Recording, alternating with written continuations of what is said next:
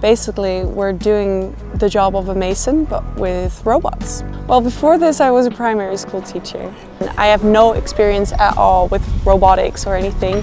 Well, I'm Lynn, and I'm a robot operator.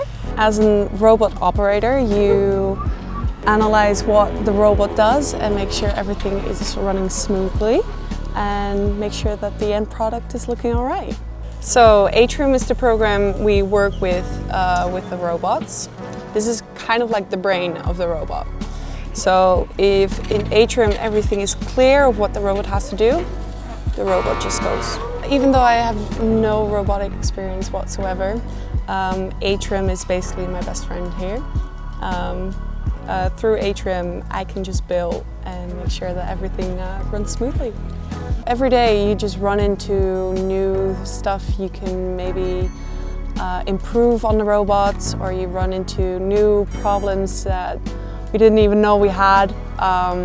So you're constantly also thinking, okay, how can I resolve this problem? Just thinking of new things. Well, before this I was a primary school teacher. So I was in a class full of young kids and I absolutely loved it. I think my favorite part is the people I work with. Everyone is young, everyone is energetic. Even though you have to wake up early sometimes to be here at 7, it's still nice to be here every time and I have so much fun. I wanted to be more outside.